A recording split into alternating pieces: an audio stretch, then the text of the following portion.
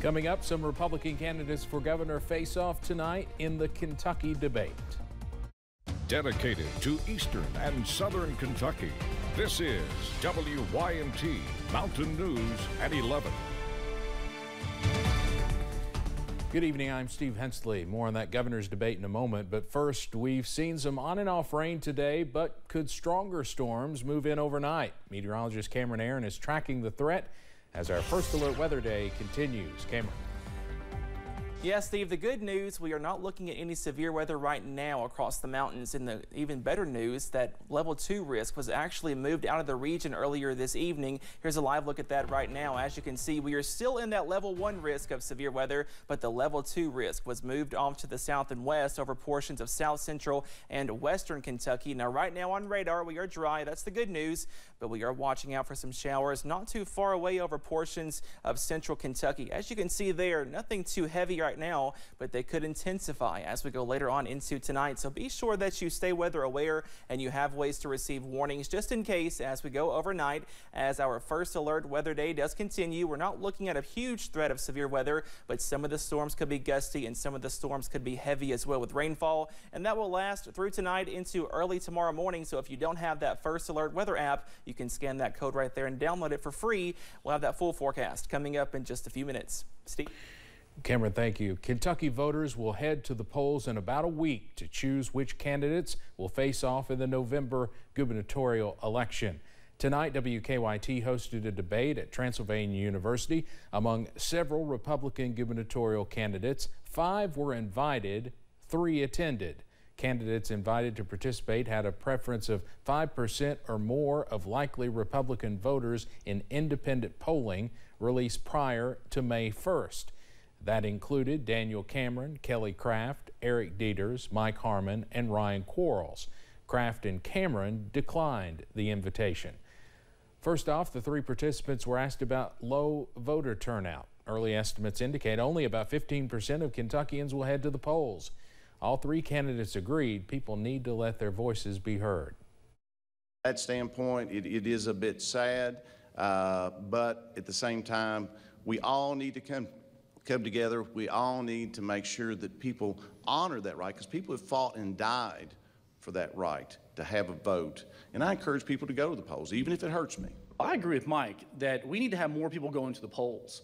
And I think it's about time for Kentucky to look at perhaps changing our statewide elections onto presidential years. I think you would have higher turnout. I think you'd have more engaged citizenry. And I think it'd be good for us to have a break every once in a while. So I think it's incumbent upon those people who are running for office to show the people of Kentucky that there's a different way and there's a different candidate. I'm the outsider, and my voter is actually the anti-establishment voter, the voter who's probably least likely to vote in a Republican primary. Gun control was another topic in the wake of several mass shootings recently across the country, including one in Louisville.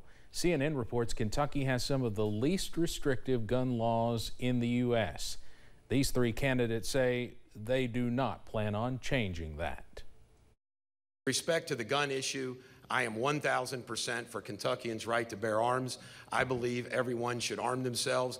I'm the one that said, it's sad what happened in Louisville, but I'm the only person who said those people that worked in that bank, were they allowed to have a gun? I still haven't gotten an answer from the state media. It deals a lot more with mental illness, but it also deals with evil.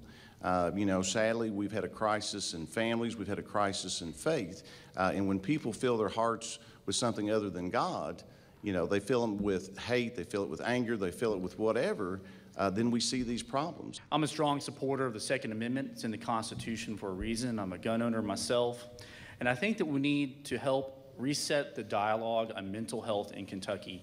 At the Department of Agriculture, 2 years ago, we actually started a mental health awareness program called Raising Hope.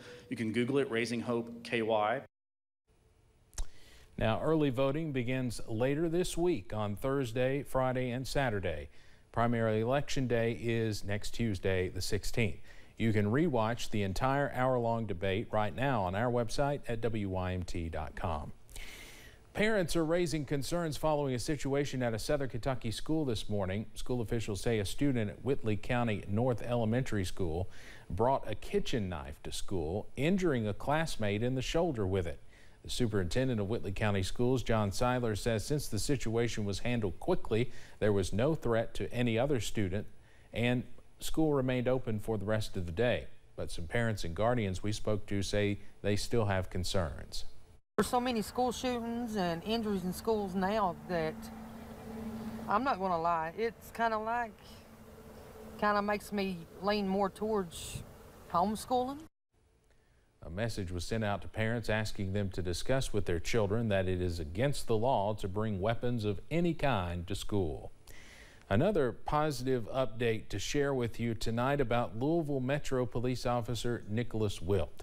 He was critically injured in the Old National Bank shooting in downtown Louisville. Police say he's been improving all week and is now off the ventilator. They say he's shown neurological improvement and can follow some commands. He is still battling pneumonia and other infections, but they say he is making remarkable progress. Great to hear. An Eastern Kentucky woman is being faced with an impossible decision: give birth to a child who will likely be born stillborn, or travel hours away across state lines for an abortion. Heather Mayberry married the love of her life last year. They were excited to grow their family and got pregnant in October, only to suffer a miscarriage. Knowing that there are other women that's been through this, it's made me stronger. Earlier this year, they were ecstatic to learn they were expecting another child, but during an ultrasound 20 weeks into Mayberry's pregnancy, doctors spotted concerns. The second child was diagnosed with anencephaly, a deadly condition where a major portion of the brain, skull, and scalp is not developed. Mayberry's doctor says he has 2 other patients who are in that same situation. There are multiple steps jail administrators take in keeping drugs outside of the facility. WYMT's Chandler Wilcox talked with Kentucky River Regional Jail administrators about their screening process and how they handle the drugs they do find. Jail administrators say every other incoming inmate that walks through the doors is carrying some type of drug. You have to check every part of their body, their shoes, socks. It's a lengthy process, and then we also have the body scanner.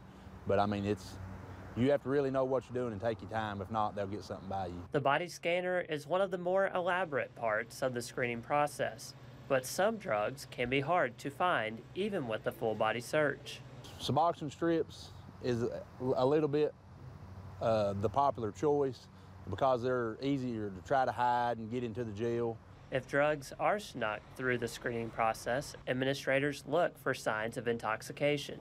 Now, once you get in a cell, Suboxone, it's pretty hard to find unless you walk in the cell and see them intoxicated. But now, if they're on meth, it's pretty easy because you can watch the camera, or just once you go in, you can pretty much tell they're intoxicated. Whether through the screening process or in the jail cell, administrators send the drugs to police for further evaluation. We have evidence things we have. If the law enforcement's still here, we usually hand it straight over to them to see if they want to charge them with it. But once we get it and they want it, we'll put it in the evidence bag and hand it over to them. Administrators say fentanyl is a big concern because of how potent it is, even though they have not seen it as much as other drugs yet. In Hazard, Chandler Wilcox, WYMT Mountain News. Dials also says they have medical staff and boxes of Narcan for any time an inmate might overdose when in custody. The Breathitt County Hunger Alliance is officially in a new building and excited to continue serving the community. CEO Patsy Clare says they are hoping to expand their operation over time, but being gifted this building by someone in the community is an answered prayer.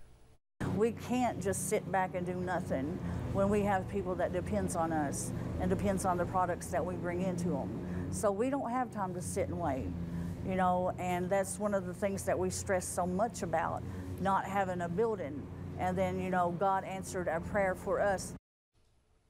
She says they'll be giving out their senior food boxes for people that are part of that program on Wednesday, Thursday, and Friday of this week at their new location on Beattyville Road in Jackson. Following the announcement that lifeguard ambulance service would be leaving Knott County, the fiscal court worked to find those services elsewhere. As soon as the end of the month, the Perry County ambulance service will also be in Knott County.